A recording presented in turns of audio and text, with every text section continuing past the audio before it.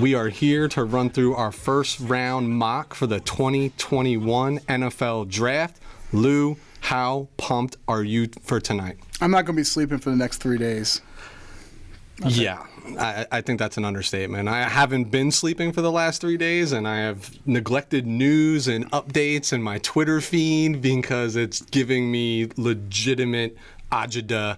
The acid reflux is real. You should see my thumb. I think I have carpal tunnels now from keep on refreshing my Twitter feed to see the newest updates and rumors and things like that coming out. That's a real thing. My mother-in-law just had surgery for this because of her thumb and scrolling on a cell phone, and it locked into place. So Godspeed to you. I'm gonna need that surgeon's name, bro. Lou, give the audience an idea as to how, since we're only covering the first round and we're going to alternate picks, I believe I'm taking odd. Yep. You're going to take even, except for a little minor hiccup early on in the top 15 of the picks.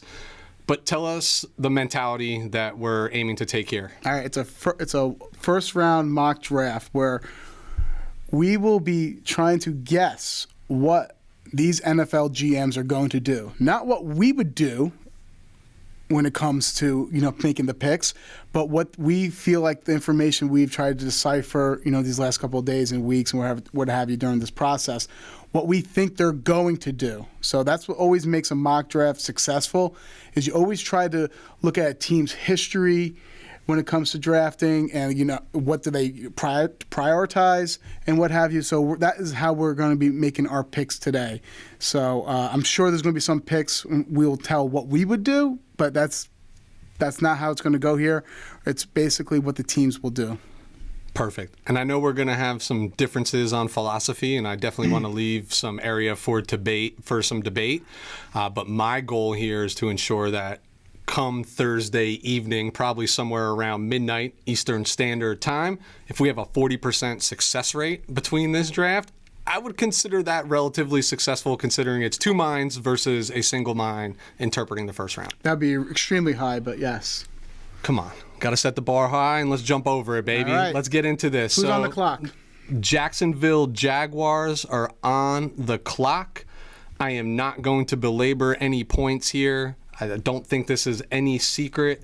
So the pick is in.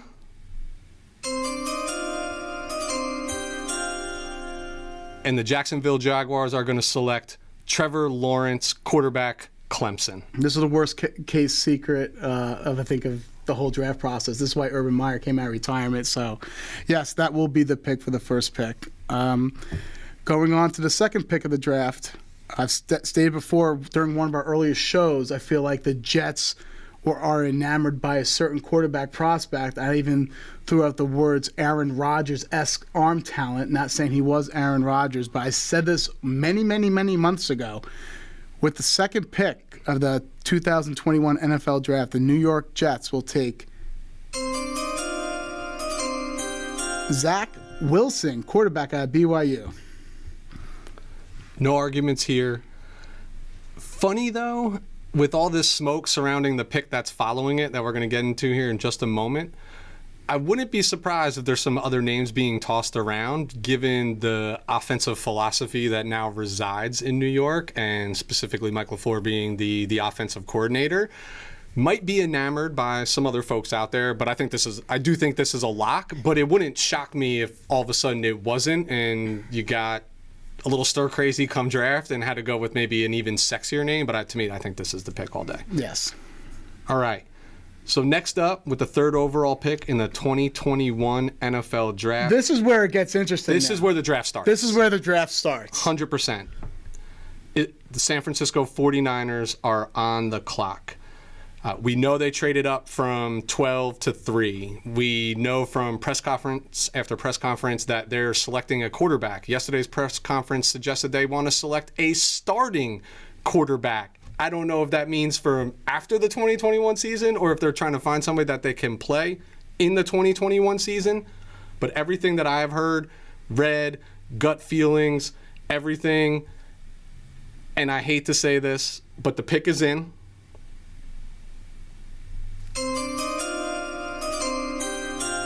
And the 49ers select quarterback from Alabama, Mac Jones. I am donning a number 10 jersey right now, and I think they're going to replace the individual who will wear number 10 on their roster moving forward. That's what I think is going to happen. The only reason why, obviously, I do agree with this, you've had many experts state this fact, but now it's starting to come out, they're desperately trying to get rid of Jimmy Garoppolo, and if you're going to try to trade Jimmy Garoppolo sooner than later, I'm assuming you need a more quarterback, more ready pro.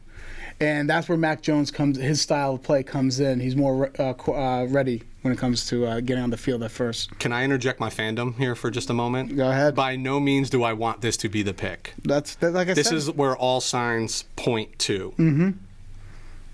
I agree. If the talk is true about we want to ship out Jimmy and receive some collateral in return, the only way you do that is you select an NFL-ready quarterback. And by all definitions, this individual seems to be NFL-ready now. Now, if the pick is somebody else, I think Jimmy stays, that person gets a red shirt. The reason why I don't love this pick as a fan of this team, it's not that I don't like Mac Jones. It's not that I don't think Mac Jones will be unsuccessful in Kyle Shanahan's offense. What I don't like is that we traded 2 future first-round picks to move up to this number 3 pick to get somebody that, in all sincerity, probably could have been there at 12. But I am super documented all the time of saying GMs and coaches do not listen to fans. They don't care what we think at the end of the day. And if you believe in somebody and that somebody is your guy, go get your guy. And I think this is Kyle Shanahan's guy. Okay, so next up with the Atlanta Falcons, another intriguing aspect. They do like Trey Lance. That's almost a fact. A lot to like about him. And they would love to have him sit for a time behind Matt Ryan, but they can't have him sit for 2 years because Matt Ryan, his dead cap hit would be enormous next year. So there's definitely some jockeying. I personally feel like they're going to pass on a quarterback. If they were interested in taking a quarterback, why have they been desperately trying to trade out, right? If your quarterback is there, they're not trying to get Mac Jones. So if your quarterback is there, why are they trying to trade out? I think, and now they're floating around with trading Julio Jones. I think they will look to stay the course and try to rebuild, kind of like a not a rebuild per se, but maybe a retool. And I think they will try to basically get an offensive weapon to replace Julio Jones, and I think the pick is in. And with the fourth pick of the 2021 NFL Draft, the Atlanta Falcons take the unicorn Kyle Pitts, tight end, wide receiver, offensive weapon out of Florida. I just think it makes too much sense. I think if you're picking 4 in this quarterback draft class on paper, there's a few very appealing options.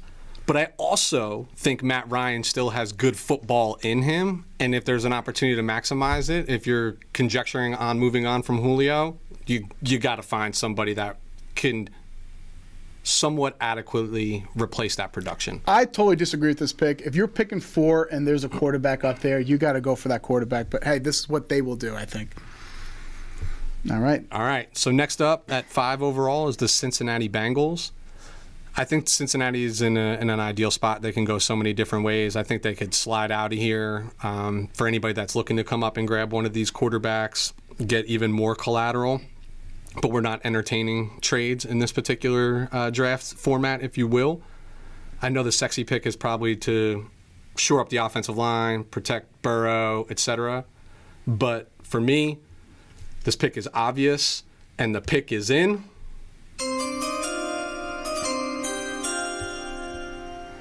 It is wide receiver Jamar Chase from LSU reuniting former teammates with high production, getting more weapons for that offense. NFL is offense-driven, need to score points. They're going to need to score 30 to 35 points a game in that division to be competitive, and I think he contributes. Yeah, and Cincinnati, they love wide receivers. How many times do they draft wide receivers early? You have in Chase, you had John Ross, Chad Ochocinco. They keep T. Higgins last year. They love wide. They put a premium at that position, and it's their history. So I do believe they'll take the mentality, reunite Burrow with Chase, and later on in the draft, you get some good offensive linemen later on. Very deep offensive Yep. line class. I agree that Jamar Chase has the potential to be Ocho Cinco-esque from a pure production standpoint, not knocking T. Higgins, but if you can line this guy up across from T. Higgins with Joe Mixon in the backfield with a young quarterback, opportunity for success. Yep.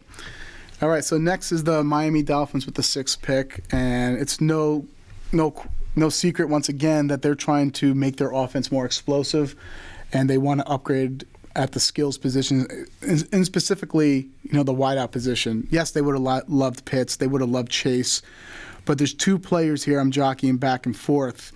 Obviously, Devontae Smith, great playmaker out of Alabama, and then Jalen Waddle, another playmaker out of Alabama. I actually think I might surprise you here, and I'm going to say, Is the pick in? Oh no, the pick is not in yet.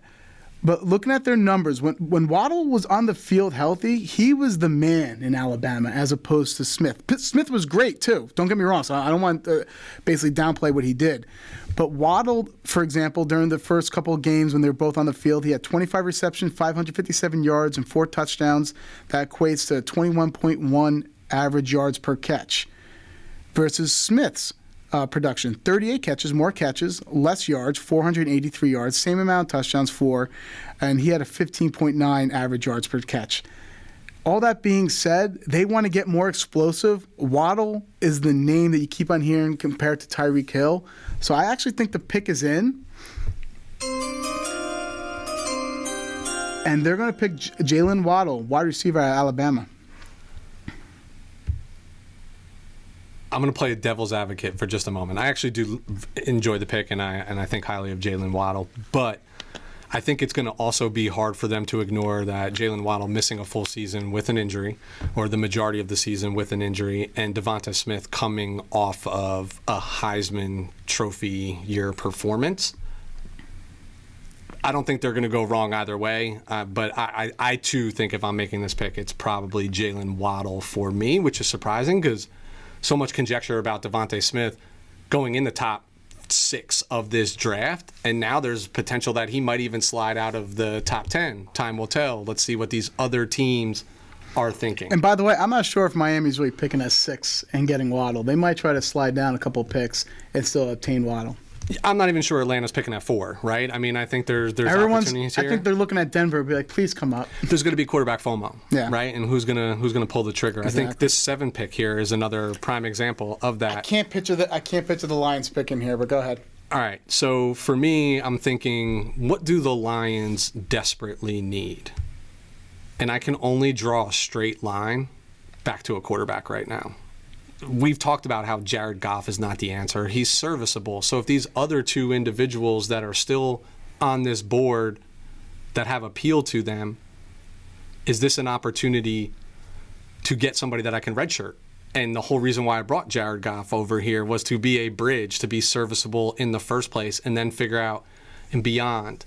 Or do I want to build around the offensive line so when I do go find that that replacement for Goff a year or 2 years from now, I'm not worried about formatting my offensive line around him. But for me, this pick is Trey. Oh, the pick is in. And I gave it away, but it's the quarterback from North Dakota State. It's Trey Lance. Yeah, I mean, if they stay there, I can kind of see that. I know they also love Parsons out of Penn State. He's definitely a Dan Campbell guy. And they a kneecap guy? Yeah, he's a kneecap guy. He goes for those kneecaps. I don't feel like they're going to be picking there whatsoever. They're desperately trying to trade back, and I would probably have them targeting, like I said, Penei Sewell or probably Parsons. So I'm not going to agree with you here on this one, but that's the beauty of this. But the logic is somewhat sound, right? If I all of a sudden one of these guys like falls into my lap, it's the most coveted position in the NFL. I don't have one of the most coveted players in the NFL playing that position right now. So if I'm in a repeat performance where I'm picking in the top 10 next year, maybe that's building the offensive line. We already know that the prospective quarterback camp next year for the 2022 NFL draft doesn't look anything like the 2021 landscape. So maybe it's an opportune scenario that I have to take advantage of. All right, so next, that leaves the Carolina Panthers at 8, and that's going to leave them in a big conundrum. It's Sewell or Fields here. It has to be. Ultimately, they would love to trade down once again. You're going to hear this. This is going to be a reoccurring theme about trading down. Their new GM, Scott Fitterer, he comes from Seattle, the Seahawks. And what do the Seahawks love to do when it comes in the first round? They love to trade down and obtain additional picks. In addition, with the Carolina Panthers, I read some interesting things that the last 6 to 7 years they've averaged only 6 draft picks a draft, and they desperately want to increase that number this year, next year, and maybe in the year after.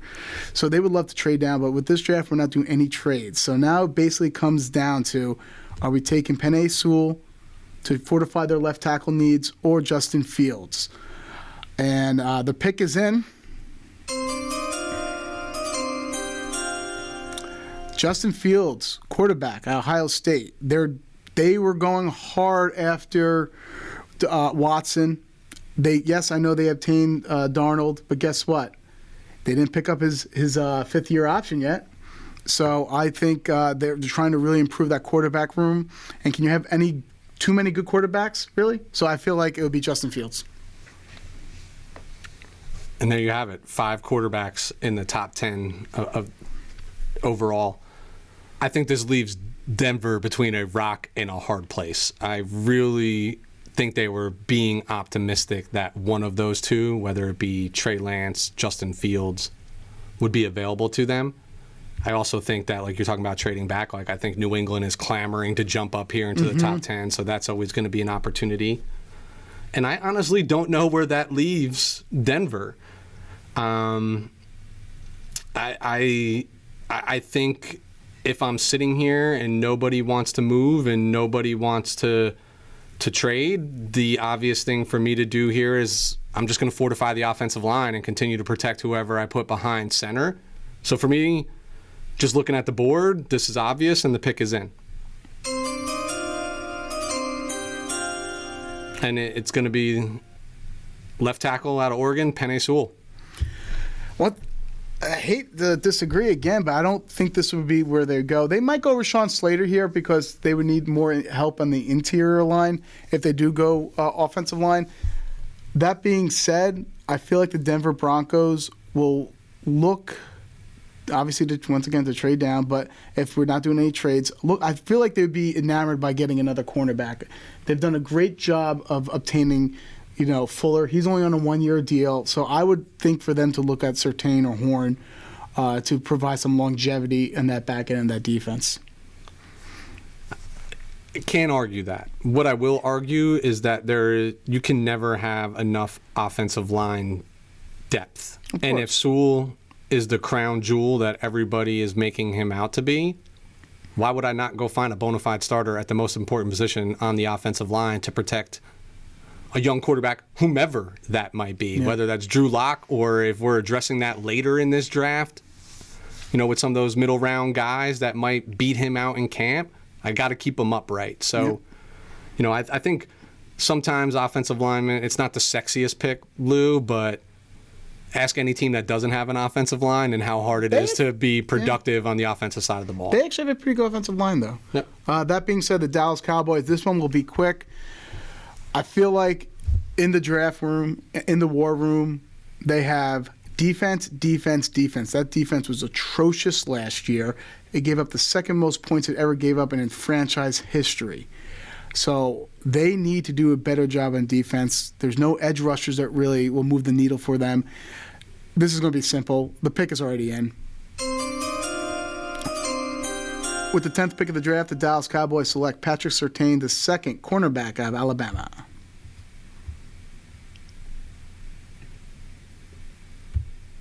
I love it. I can't even dispute it. I think of what we have identified as the top tier corners in this draft, I think he just fits what they're trying to do defensively a little bit better. And we had this conversation when you tagged J.C. Horn as the cornerback 1. I said it's dependent upon scheme, right? And who's picking where, who's going to take who. And I just think Surtain, it fits that. And no secret, if you look at any other mock draft out there, you're seeing Surtain draw to them in pretty much every scenario. Yeah, I just think J.C. Horn, he would be good with Dallas. Don't get me wrong. He's going to be good anywhere. Exactly. However, they brought in Dan Quinn, for the defensive coordinator. He ran a cover 3 scheme at Atlanta and in Seattle. Surtain would fit better in that cover 3 zone scheme. All right, let's go up to the G-men. So I love that I'm making this pick. And I think, I don't want to say it's going to be controversial. I firmly, in my heart, believe that the Giants were really hoping that Jalen Waddle fell to them. I really believe that. And I know Giants fans will come out and tell you, Micah Parsons, like, this is an opportune time to take Parsons. To me, there's too many unknowns off the field with Parsons that have been coming to fruition as of late, where he just doesn't strike me as a Gettleman guy at this point. So the most Gettleman guy that is on the board right now. So I'll make the pick, and then I'll give a quick explanation. So the pick is in. Wide receiver from Alabama, former Heisman Trophy winner Devonta Smith is the pick for the G-men here. I think even with the signing of Kenny Golladay, they are still looking to bring in premier pass threat weapons to support Daniel Jones and his growth. And I think what's even sexier about bringing Devonta in this particular pick, no pressure to be number one guy right out of the gate. And they'll ask him to do things that he did really well in Alabama.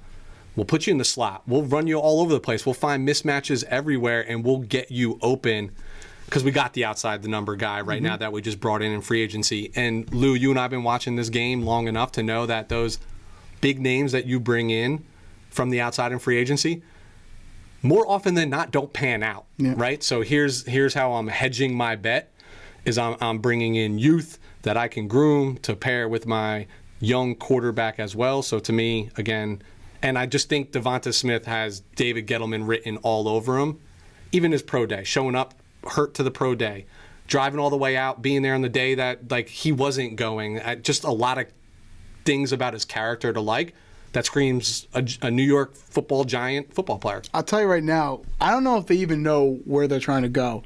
Joe Judge, he loves Devonta Smith. The scouts love J.C. Horn. Gettleman loves Parsons. And then you have these experts mocking Kwity Paye to them. So they're all over the place, the Giants. At this point, I still need a little more information. If Gettleman loves Parsons, I feel like he's the type of guy that's going to override. And I understand what you're saying, that it's too much off the field character issue. But Gettleman is like, I don't care. He obviously doesn't care what people think of him in regards to making controversial picks.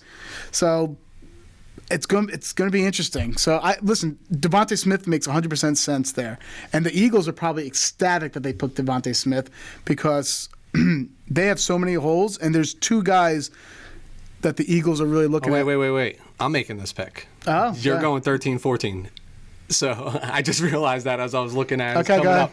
So I agree with you that the Eagles are probably thrilled to death because they probably would have felt forced to do this, to pick Devonta Smith if he was there. And we know how Jalen Reagor worked out for them last year as a first round, and all the debauchery around not taking Justin Jefferson and other things that they were in position to do.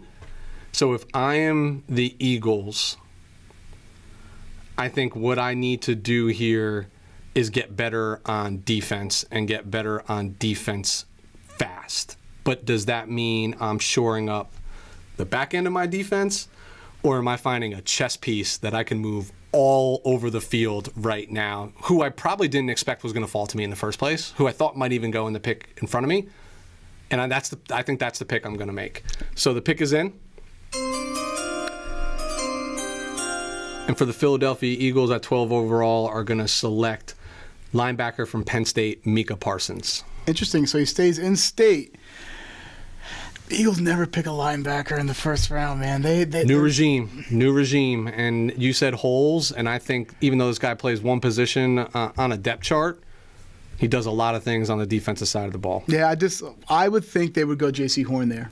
That would be my honest opinion. I think that They fortify the back end. They pair him up with Darius Slay because they need to make a strength. They don't have any strengths on that team. They need to make a strength, and I think it would be J.C. Can you not argue linebacker just became a strength by adding this particular individual? I think because he's only one. There's no one else in that second level, so it's improved, but it's not strength. I look at it like it's going to be really hard for the Eagles to make the wrong pick here based on the talent that's still on the board because there's so many holes. Good news for them is on paper, whoever they pick at 12 is penciled in as a day one starter, regardless of what position they play. Yeah, and there's also rumors they like Kwity Paye too, but I actually think it's a smokescreen, hoping that forces the Giants to trade up for Kwity Paye because that's another route the Giants can go down. It's not a real deep edge class here, and how often have we seen that before? And and these edge players got a lot of warts on them. You got Phillips, the injury history. Yep. You got Ojulari of Georgia, knee issues. Some other players haven't played since 2019, so a lot of warts on the edge players. That's why Kwity Paye is getting pushed up the board. Usually at this point, there's at least one edge off the board, right? 12 picks in. So with the 13th pick, we got the Los Angeles Chargers, and shocked that one player's here, Rashawn Slater, offensive tackle out of Northwestern. You would think that would make this. That you'd think that would be the pick, but I am definitely interested in what the head coach What Brandon. will they do? I'm talking to Stu. Brandon Staley said he wanted to get bigger on the offensive line, and what's the one knock on Slater? His size. He doesn't have the arm length or what have you. And guess who does? Christian Darrisaw. Darrisaw is your prototypical size left tackle. All that being said, jockeying, they also have gone with versatility among the offensive line, and I think the pick is in. And the Los Angeles Chargers actually do not charger, and they pick the better player, Rashawn Slater, offensive tackle out of Northwestern. And I would stand up and applaud this pick. I think versatility, skill set, tape he's put out there, this guy's a good player, and I think he's going to be a tackle in the NFL. Regardless of what you want to say about short arms, he might just be one of those exceptions to the rule. And why I say that, he is super intelligent, Lou. So smart. Super intelligent, and that will always make up for some physical deficiencies. Did I show you that video of him? Basically, he was breaking down a whiteboard session what every offensive lineman what every player on the offensive line had to do in order to succeed at that position for like a certain play, whether it's a running play or a pass blocking play. He knew everyone's assignments. It was insane. To me, he's a guy that even if you're not certain about him out on the left tackle spot, put him at guard. You put him at guard, get him acclimated to the speed of the game, let him learn the offense and the assignments, and he will be your left tackle. All right, next up. That's you. Okay. You're going back to back, and then I'll take 15, and we'll go back odd, even. So the Minnesota Vikings are at the 14th slot, and rumors are they do like Phillips. The issue then once again becomes the pass rusher out of Miami is his injury history. They do have a hole at offensive line, so that's another thing you have to take. They have no left tackle right now, and I believe they're going to take the best offensive lineman that's still on the board. And notice how I say offensive lineman. I did not say offensive tackle. The rumor is that you can slide Christian Darrisaw there, left tackle. That would make sense, but I don't think that's where they go. And I think the pick is in, and it's going to be a little shocking. I'm going to explain why after the pick is in. But with the 14th pick of the draft, the Minnesota Vikings take Elijah Vera Tucker. Now, we covered him in the past, saying he's basically, from an athletic standpoint and also from a skill standpoint, very similar to Zach Martin. So he would play left guard. He also can play left tackle in a pinch. But from what I've read, that if they do make this pick, they would move their left guard, Cleveland, out to left tackle, who used to play left tackle for Boise State. So they would just do a little offensive line shuffling there. So that's who I think the pick would be. Did that throw you for a loop? Yes. You think defensive end? I was thinking edge. I'm thinking Zimmer's in there, pounding the table. Give me another edge guy. Give me another edge guy. But I think his scouts and his GM and his personnel people are probably sitting there saying, there's not really one who's worthy of this 14th pick. If we want to slide out, perhaps. You pegged Vera Tucker as somebody, AVT as you called him, as somebody who could potentially be a top 10 pick, regardless of position. He's got experience at tackle. He's got experience at guard. So versatility. I like the pick. But I can't help get Mike Zimmer out of my head sitting there being like, give me a defensive end, give me a defensive end. It's so risky, though. It is. With this class, it is, right? Like, I don't see anybody that's a sure thing or anybody that just, like, lit up the charts. Look for them to trade up, too, with Denver, possibly. That's definitely something for an offensive lineman, maybe for a Slater or what have you. So I would watch out for that, too. Well, this is the conundrum that I'm in right now here at 15, is I firmly believe, which is not New England Patriot-esque, but given the aggressiveness that we saw from them in the offseason around free agency, I'm not going to be surprised if they try to jump into the top 10 and get one of those two quarterbacks that makes it out of the top 3 picks. Carolina and Detroit, that's who they're There are teams that are going to be willing to slide back and still get quality players in this 15 spot. The other person that we've always identified as a Bill Belichick guy or piece was Micah Parsons, who's no longer on the board. So I'm looking at, like, who's available, and if this is exactly how the draft fell with no trades, whatever, Belichick's out of this pick. Like, he's doing everything in his power to get out of this pick and slide back down and say, I'll just stack my defense, I'll stack my defense, I'll stack my defense. So what does he do? I think here, if this is the spot that I'm faced in, what is Bill Belichick's staple? It is having a strong defense. There is a highly regarded defensive player that is still on this board where they have an aging star at that they probably don't want to pay. So for me, the pick is in. And at 15 overall for the New England Patriots, the pick is cornerback J.C. Horn from South Carolina. I mean, they've been trying to... It's just what makes sense with who's here. They've been trying to float Gilmore out there for a long time to get rid of him. And there's even talks of them trying to, when they're moving up, to include Gilmore in the deal, too. So that would make sense for teams like Carolina and the Lions who need help at that cornerback position. So, but for this point, this is you hit the nail on the head. I think this is a win for both if this is how the board actually falls, because you get a really, really good player who plays aggressive in man coverage.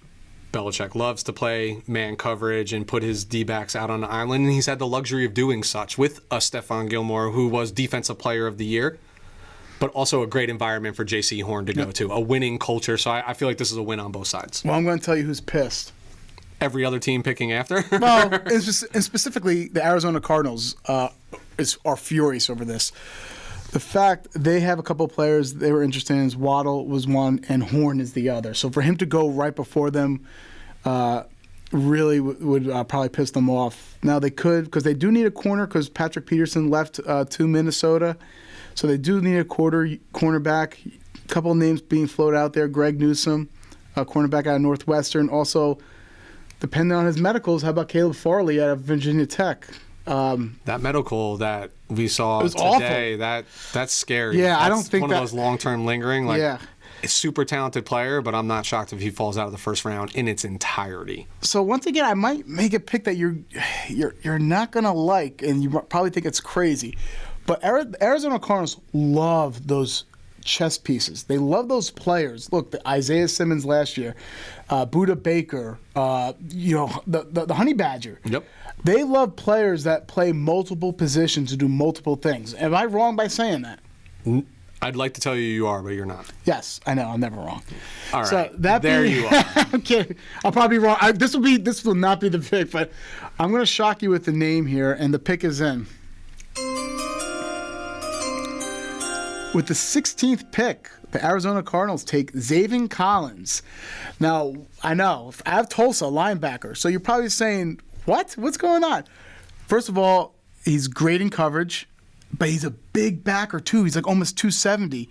He can also is one of the better edge rushers on this in this draft, so he can do multiple things. There's a lot of talks that would be their plan B over perhaps a running back. So Xavier Collins out of Tulsa. That shocked you. That definitely shocked you. It shocked me, but when you position it the way that you positioned it, it actually makes complete sense to anybody that's listening, because I think he is different than last year's first-round pick, right? He's not the small run and chase linebacker. He's more of a rusher. Yeah, so they're going to have a nice complement there of one another. And again, we're not in these war rooms. We don't know what the draft board looks like. We can only go off of like what's accessible to us via the internet. And somebody might say, hey, that guy's ranked 25 to 30. But on the Cardinals draft board, he might be in the top 15. You heard John Lynch actually say in his press conference yesterday, they only identified 160 draftable players in this draft. There are far more than 160 picks in the NFL draft, right? So teams have different mentality. So I am shocked you're making this pick, but when you label it the way you do, it makes perfect sense to me. One other thing real quick. Don't forget Chandler Jones is getting up there in age. A little more bumps and bruises on him. This could be perhaps a backup plan for when he does move to greener pastures. And I'm not talking about dying. I'm just saying retiring or free agency. Sounds awful. Hey, listen, if Shanahan can get all dark yesterday, I can get all dark today. But then you have George Kittle, who's the light, who says, Coach, I will call you on Sunday to let you know I'm alive. All right. So here we are at 17 for the, almost at Oakland, the Las Vegas Raiders.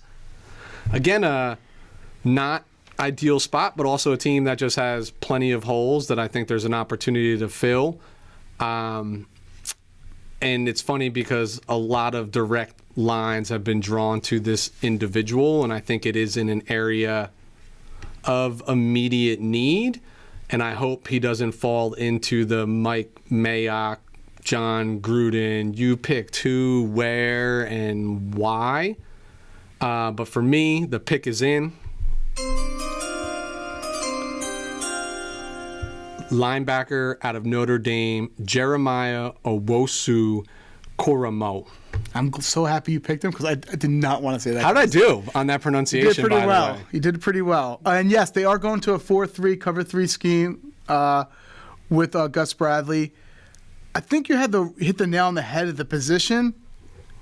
I know that you see another name out there that might have been a little bit more. No, I might surprise you once again. Jamin Davis, linebacker out of Kentucky, would fit more, I feel like, of their scheme.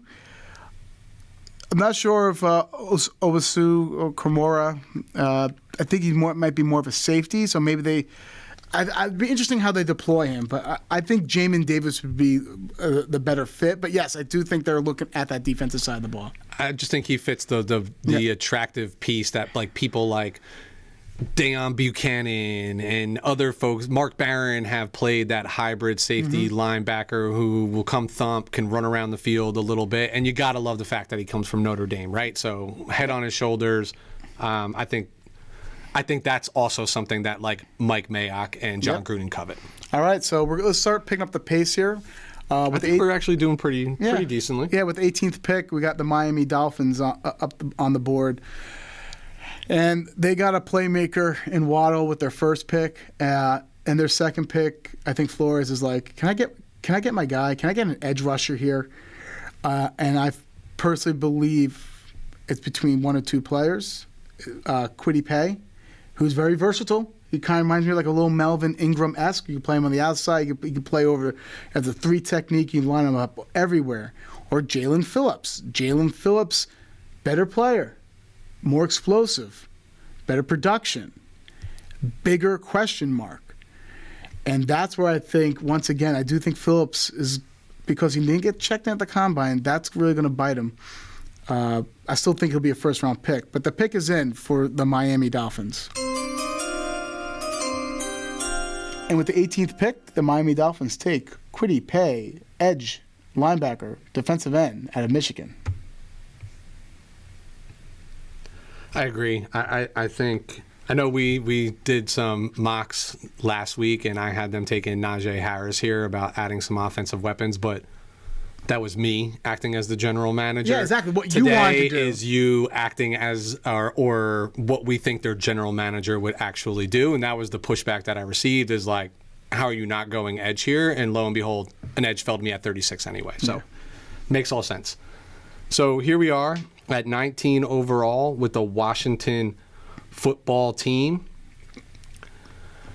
I don't know. I think there was an opportunity that if some people slipped, they could be in quarterback territory. I just think there's... Do they want to continue to bolster the offense? Do we want to continue to bolster the defense, which is already the strength? So my pick here...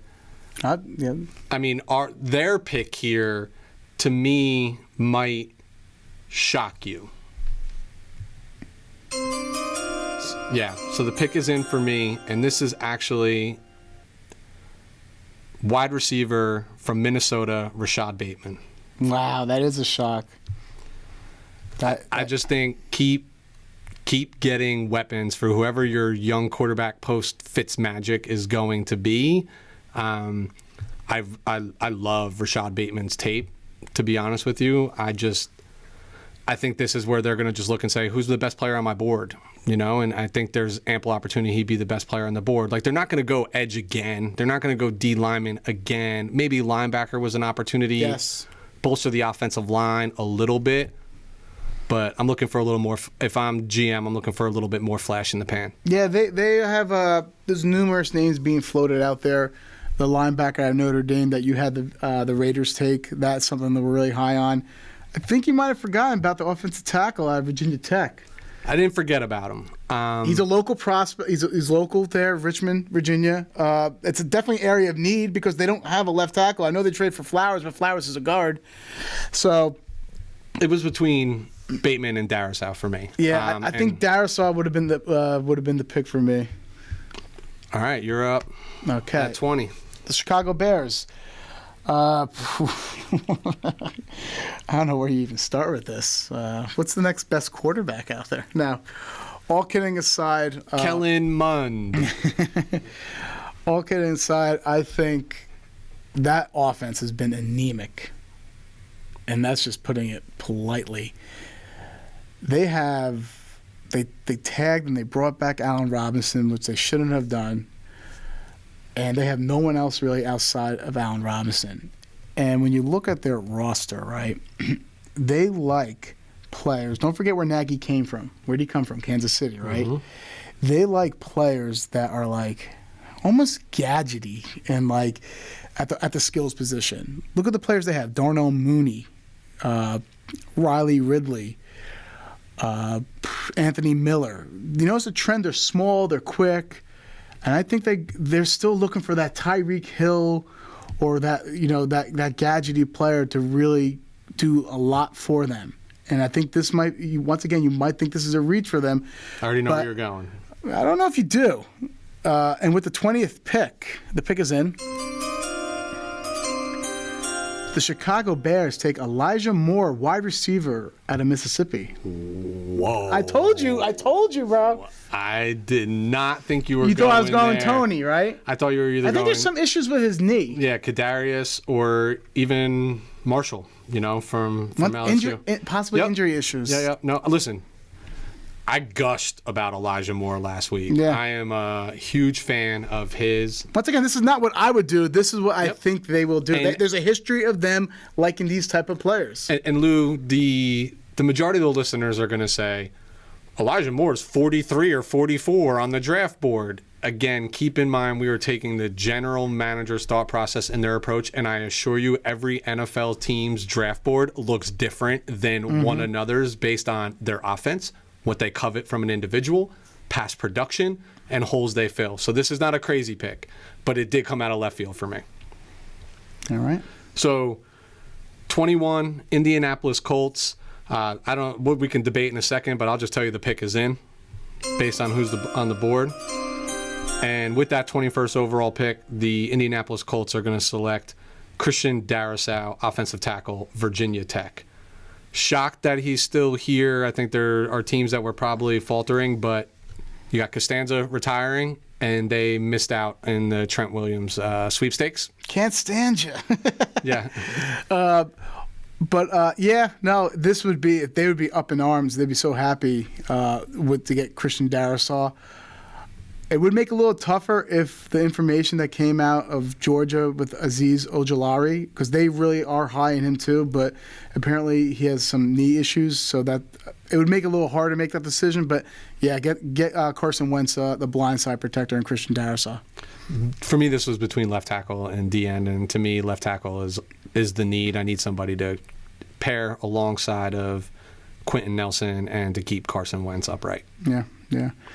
All right, so now we got the Tennessee Titans with the 22nd pick, and they have a lot of needs, believe it or not. They have needs at right tackle. They have needs at not only that at wide receiver, because they let Corey Davis go. They have needs at tight end because they let Jonas Smith go. They have needs in the secondary because they cut two of their starting secondary players. So there's a lot of different directions they really can go here, and it's tough. So,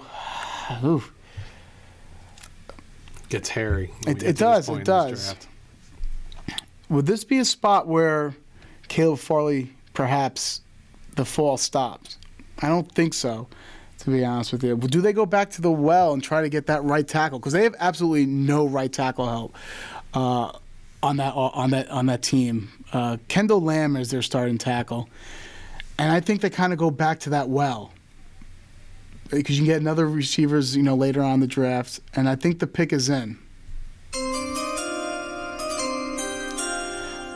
As of right now, I would say Tevin Jenkins, offensive tackle of Oklahoma State. This guy is a bully. He's awesome to watch on tape. He manhandles people. Doesn't that sound like a type of player that Mike Vrabel likes? I mean, on the left-hand side, you got Taylor Lewan, who does the same exact thing. And this kid is a bully that can be out there on the right-hand side. Yeah, I think he fits perfectly with what they want to do and running the football and running it aggressively, especially in the fourth quarter of games when they're taking the life from you. Mm-hmm. So 23 overall, we got the New York Jets. Already drafted hopefully their future quarterback in Zach Wilson, number 2 overall. So, but another team that still has needs, right? So there's still a lot of good players on the board that they might look at. But to me, I'm thinking about how do I protect my future investment? And I think that's how they're probably looking at it too. I have Mekhi Becton, who's my starting left tackle. Very good. How else can I get better on the offensive line? So the pick is in. And at 23 overall, the New York Jets select Creed Humphrey, center from Oklahoma. That'd be a solid pick. I can definitely see them going down that direction. I need a quarterback. I know. And I want my center and my quarterback. I need a quarterback of my offensive line to finish my statement. And I want my center, my young center, paired with my young quarterback. And I want them being in the same page of my offense at all times. The only thing I'm going to say, and I don't agree with this, and I don't think you will agree with this either, but their head coach is a defensive-minded coach. Yep. They're running a really specific cover 3 scheme. They need horses there. There's a player there that I think would be a tremendous reach that I think I can picture them going. Edge rusher out of Miami, Gregory Rousseau. I think Robert Saleh would love the ability to mold this player. This would be his not a reclamation project, but this would be his project. This would be his project. But this guy has he killed it in 2019 with 20 sacks.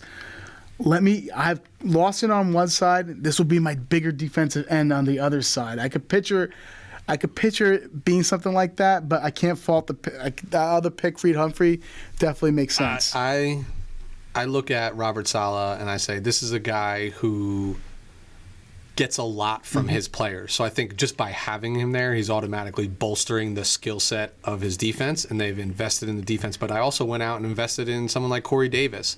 I have Mekhi Becton. I just picked up my quarterback. I have to protect for the next 10 years, right? If he's going to be the head coach for at least 3 to 4 years. I know his contract might say longer, but he'll get at least a 3 to 4 year grace period unless he does something to the Johnson family. So I agree with that sentiment. I just think logic here would say, and scouts and his offensive coordinator are going to say, I need to keep this quarterback upright, who we're probably playing day one. Yep. All right, so the Pittsburgh Steelers are on the clock with the 24th selection.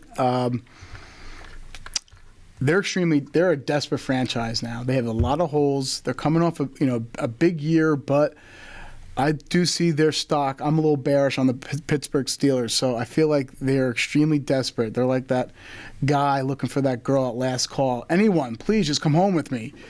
So what they're going to try to do is they were pretty pissed last year that they couldn't run the ball. So a normal person would think, all right, you can't run the ball, you bolster the offensive line. What I'm hearing, what I'm seeing, they want Najee Harris of Alabama. But you also can make, cases for offensive line as well. Taking a look at the board, there's no one there. Maybe if Jenkins slipped, but I actually think the pink is in. What do you do? What don't you ever do in the first round of an NFL draft? You draft a running back. Najee Harris, running back at Alabama.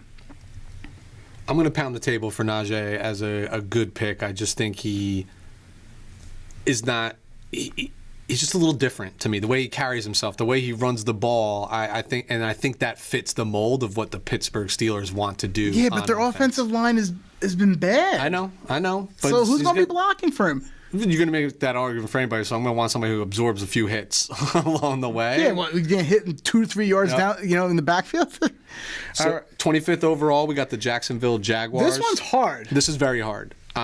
So I think they're starting to look at need. I got my savior, number 1 overall.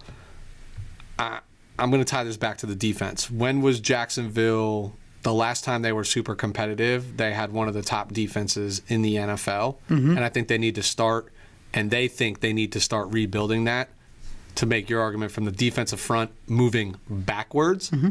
But I'm not looking at edge. For me, the pick is in. Or for the Jaguars, the pick is in. At 25 overall, it's Christian Barmore, defensive tackle, Alabama. I can definitely see that being there. I'm going to throw some nuggets at you. Are you hungry? I'm actually starving. I didn't eat that either. So I'm going to throw some crispy McDonald's chicken nuggets at you. Jason Owe, edge at Penn State. Listen to me. Hold on. Before I know. He was recruited by Urban Meyer out of high school. Trent Baalke has a history of stacking pass rushers. What you were saying before? Somebody's going to roll the dice on him. Someone's going to roll the dice on him. Would it be shocked that they would take a little more aggressive approach to their first round pick for a higher ceiling? I mean, his explosion numbers were off the chart. If you can get him to play football, ooh. All right. So next up are the Cleveland Browns, who had a phenomenal offseason free agency with the 26th pick. A lot of people have them taking linebacker, but I've followed some people that cover the Cleveland Browns, and that's just a position they don't really prioritize. So I'm going to take the linebacker out of the equation there, and I'm going to, once again, go back to the edge position. I know they have Myles Garrett on one side. They signed Jadeveon Clowney on the other side for a 1-year deal, so it's not like he's a long-term answer. This would be a perfect fit for this next guy because you can learn behind those 2 pass rushers, the good and the bad, and pretty much perhaps perfect his craft before they really need him. So the pick is in for the Cleveland Browns. Gregory Rousseau, edge out of Miami, the U. I'm a little shocked. The philosophy to me, Lou, is spot on. It's the player that we might differ on, but I would not pick this guy. This is a third round guy in my opinion. But like I said, everybody's board's different. Yep. So next up, 27 overall, the Baltimore Ravens, the first of their 2 first round picks. So if I'm Baltimore here, I'm taking a look around and I'm probably gauging more or less who I lost in the offseason. Matthew Judon being one of those individuals. Mm-hmm. So for me, the pick is in. And this is where I think a team gets creative, and the pick is Jason Owe, edge rusher out of Penn State. 100% I can see that. Once They again, like those uber athletic. This is a guy that fits what Baltimore's trying to do, and I think they're the team that's going to roll the dice on him. Once again, Azeez Ojulari would probably make sense there, but with those medical concerns that just came out, I really don't foresee them pretty much taking a waiver on him. So next up is the New Orleans Saints. So Sean Payton has made no secret they need to upgrade the cornerback position. Am I right? Mm-hmm. So, and let's not forget, God only knows what's going to happen with Lattimore right now and when he off the field. What is that? A 6 game? Is that a no game? We still have no idea. So let's get a little crazy here. The pick is in.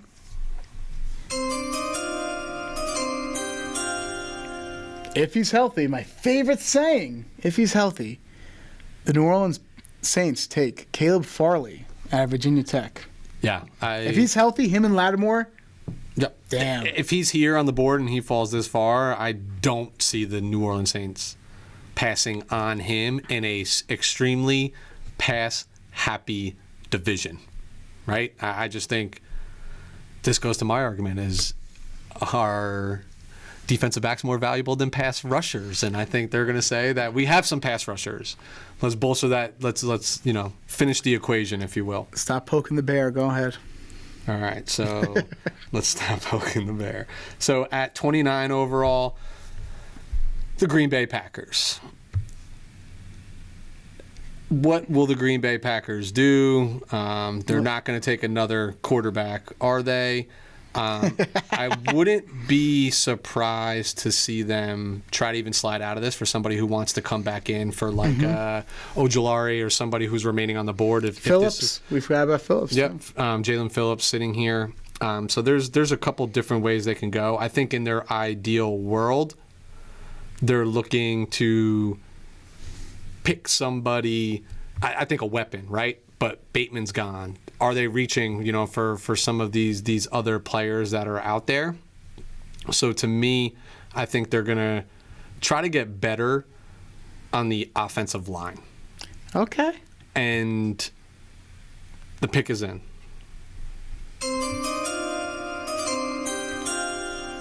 And the pick is Jalen Mayfield out of Michigan, offensive tackle. Ooh, that's a reach and a half there. Okay. I think that fits with what they do. And to be perfectly honest with you, did they not reach for their backup quarterback last year? Did they not reach for their backup running back last year? I just think he fits a little bit what they're trying to do. Yep. Okay. So we'll go to the Buffalo Bills with the 30th selection, and a lot of smoke. And when usually a lot of smoke, there's some fire to it that they want to take a little pressure. There's two ways they can go. Go here. First way, they do need help as an edge rusher, and the fact that Phillips is here, that's probably my fault. I should have taken him with the Cleveland Browns, so I'm going to say, oops, my bad. So the fact that Phillips is here would make sense, right? The defensive end at Miami, but that's not. I don't think Phillips will probably make it to Buffalo. Like I said, maybe it would actually be Cleveland. So more realistically, if I'm thinking what Buffalo does is take some pressure off of Josh Allen, and they really want an electric playmaker in the backfield. And the pick is in for the Buffalo Bills. With the 30th pick, the Buffalo Bills take Travis Etienne, running back out of Clemson. He will help them take some pressure off and the hits off of Josh Allen. He'll provide another dynamic to them. Some say that he is somewhat like Alvin Kamara-esque, so that would make their skill positions pretty scary. Yeah, I think they've been trying to find that running back, that fits their scheme, and they've taken Etienne type individuals, but I think he's the better version of what they're looking to accomplish in the first place. So here we are, 31 overall, back to the second pick from the Baltimore Ravens. This was acquired in that trade for Orlando Brown just a few days ago. So to me, the pick is in, and we'll debate. So the pick is in. And this pick is wide receiver Kadarius Toney from Florida. I can see that. They really did like Terrace Marshall, wide receiver at LSU. But we're beating a dead horse here. Players that opted out last year or have medical concerns, and you're very limited. Your team doctors looking at them because of COVID and what happened and what have you. So that could make them shy away from a Terrace Marshall because they were really high on him up until recently. So I think the next logical thing would be Toney. I just think Toney, in almost the same vein that the unicorn, as you've dubbed him, Kyle Pitts, creates matchup nightmares, I think Kadarius Toney does in a different manner. But I think he is a matchup nightmare. And who better to pair with my scrambling quarterback who wants to throw the ball, but if this guy almost becomes like my safety net, is running all over the middle of the field, and I find him, and he's obviously special when the ball's in his hands. Yeah, we must have messed up during this draft because there's two players now that should not be there. One, Greg Newsome, and also the other, Phillips. So I feel like we might have messed up somewhere down there here, but you got the reigning champs, the Tampa Bay Buccaneers, who just seemingly get better. Yeah, who pretty much they have a bunch of they do have some needs. I think some of their cornerbacks are up on contract in the year or so they could be taking Greg Newsome. But that being said, they do have some older. They have JPP, who's older too, when it comes to the edge, and I think his contract's coming up soon too. There's so many different. They really don't have any holes. Looking at the team, but when you don't have holes, you got to take flyers on positions that are high priority, and that's your offensive line, your edge, your quarterback. And that being said, the Tampa Bay Buccaneers will finish up and make their pick. Looks like Jalen Phillips will not have to go too far. He's going from Miami to Tampa. So Jalen Phillips, defensive end out of Miami. I think they would be thrilled to see that individual fall to him. I agree with you, Lou. Along the way, we made typical NFL GM moves. I messed up with Rousseau. I mean, Phillips there. Jalen Mayfield, somebody's going to scratch their heads. But I think the point that we wanted to communicate tonight is that everybody looks at this game differently, and we're not in those war rooms. We don't know what the skill is that they covet. We can only conjecture based on predetermined rankings that aren't even done by these teams. They're done by people like us and analysts and things of that nature. So, I mean, people will always tell you there is a screw-up, an unforeseen pick that happens in the first round, but it's out. We have our first round completed. I'm sure you're going to release your own first round. I'm going to release my own first round where nobody's fumbling the pick for you, so somebody might still be there. Yeah, because you really messed up on 8 picks. No, I'm kidding. Easily. Starting with number 3 overall, apparently. But I know, that's had a lot of fun going through our first round mock together. I really enjoyed it. Obviously, I'm super excited to get together for Thursday night and watch the first round together and see how that unfolds. I'm going to need you to probably lift me up from an emotional depression at some capacity during that. But we will be back with a draft recap. Yeah, I think it's only fitting, but we'll wait till after all 7 rounds have been completed, and we'll probably tie in a little bit of overall offseason free agency into the draft, winners and losers of the draft. Maybe we'll come back with some fan perspective because that was a lot of fun last time. We'll see how that goes. Hey, maybe we'll have another guest. But in the meantime, appreciate your time as always and look forward to getting together on Thursday evening, sir. All right, stay classy.